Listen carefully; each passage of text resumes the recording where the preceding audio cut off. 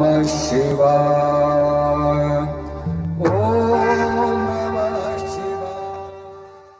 नमस्कार दर्शकों, आज हम बात करेंगे कि मेष लग्न की कुंडली में शुक्र जब विभिन्न भावों में बैठा होता है तो किस प्रकार का फल देता है। अब मेष लग्न की कुंडली में शुक्र दूसरे भाव और सप्तम भाव का स्वामी बनता है। ये दोनों भाव मारक भाव होते हैं, इसलिए शुक्र जो है मेष लग्न की कुंडली में मार्केश होता है, अर्थात अशुभ फल देने वाला होता है। अब शुक्र यदि लग्न में बैठ जाए तो ऐसा व्यक्ति देखने में काफ़ी सुंदर होगा, आकर्षक होगा, शुक्र से संबंधित उसमें गुण होंगे, कला का प्रेमी होगा या क्रिएटिव हो सकता है।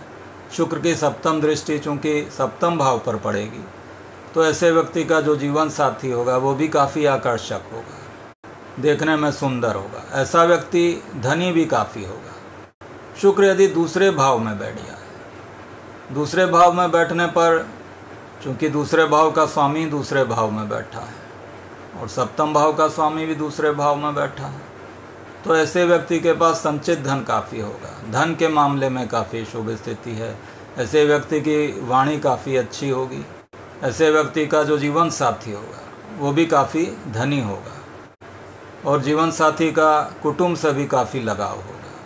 तो शुक्र की यहाँ पर दूसरे भाव में स्थिति शुभ होती है। शुक्र यदि तीसरे भाव में बैठ जाए, ये स्थिति ज़्यादा शुभ नहीं कही जाएगी। यहाँ पर जो जीवन साथी होगा वो काफ़ी धैर्यवान होगा, पराक्रमी होगा, कम्युनिकेशन की उसमें क्षमता होगी। लेकिन यहाँ पर शुक्र यदि किसी पाप ग्रह के साथ पीड़ित हो जाए या अन्य प्रकार से निर्बल हो तो ऐसा शुक्र अपनी दशा या अंतर्दशा में अशुभ फल देता है, मार्केश का फल देगा।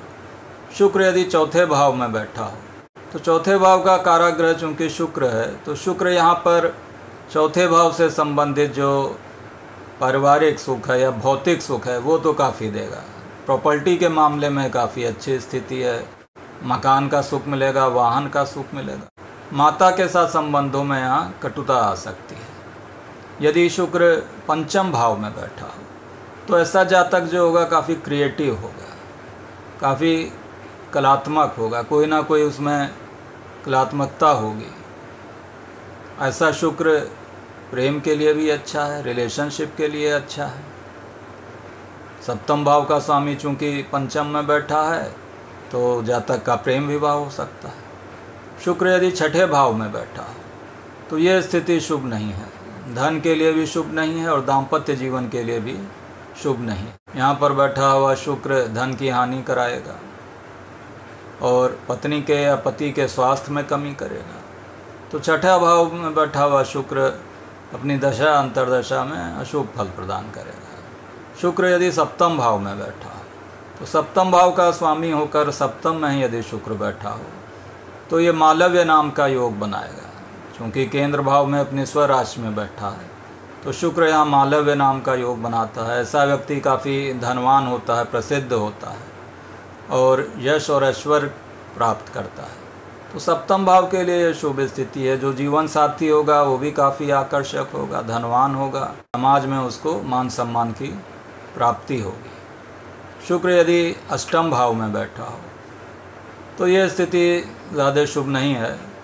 वसीयत आदि के द्वारा धन की प्राप्ति हो सकती है या कोई गड़ा हुआ धन अचानक से प्राप्त हो सकता है, लेकिन सप्तम भाव के लिए यह शुभ स्थिति नहीं है। वैवाहिक जीवन में कटुता आ सकती है या वैवाहिक जीवन में किसी प्रकार की समस्या आ सकती है। पति या पत्नी को कोई कष्ट हो सकता है, कोई एक्सीडेंट आदि का योग बन सकता है या कोई अन्य समस्या वैवाहिक जीवन से संबंधित ऐसी स्थिति में आ जाती है। शुक्र यदि नवम भाव में बैठा हो तो यह स्थिति शुभ होती है। ऐसा जातक विदेश यात्राएं करता है, घूमने फिरने का शौकीन होता है।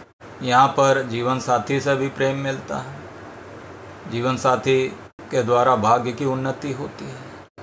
यदि बिजनेस करता है व्यक्ति, बिजनेस के मामले में यह स्थिति भी भाग्यशाली होती है। शुक्र यदि दशम भाव में बैठा हो तो दूसरे भाव का स्वामी होकर दशम भाव में बैठा होना करियर के लिए शुभ है।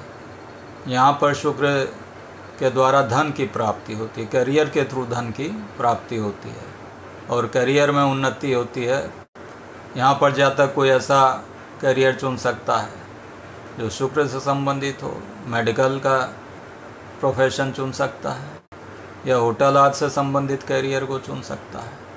शुक्र यदि किसी प्रकार पीड़ित हो जाए, वहाँ पर शुक्र अपनी दशा या अंतर्दशा में अशुभ फल देगा, करियर में समस्या उत्पन्न करेगा। शुक्र यदि एकादश भाव में बैठा हो तो धन के लिए काफ़ी अच्छी स्थिति है, लक्ष्मी नाम का योग बनता है। दूसरे भाव का स्वामी एकादश भाव में बैठ जाए, ऐसा व्यक्ति प्रचुर धन प्राप्त करता है। साथ ही जो जीवन साथी होता है वो भी धनी होता है, जीवन साथी के द्वारा भी धन की प्राप्ति होती है। धन के लिए यह स्थिति काफ़ी अच्छी है।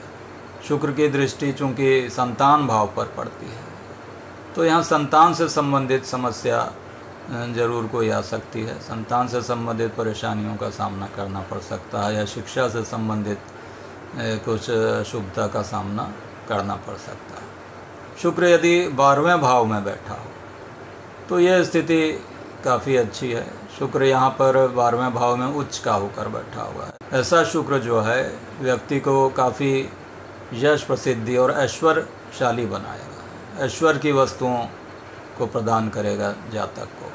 साथ ही यहाँ पर जातक का विवाह जो है वो विदेश में हो सकता है, विदेश में जाकर विवाह कर सकता है।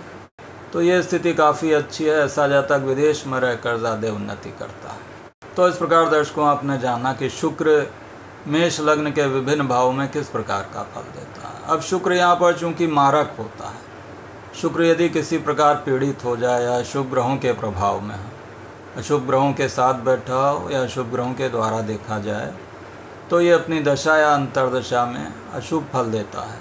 वहाँ पर जिस भाव में बैठा होगा उस भाव से संबंधित अशुभ फल देगा। जिन भावों का स्वामी होगा उन भावों से संबंधित अशुभ फल प्रदान करेगा। तो आशा है कि आपको वीडियो पसंद आया होगा। यदि वीडियो पसंद आया हो तो लाइक करें, सब्सक्राइब करें। धन्यवाद।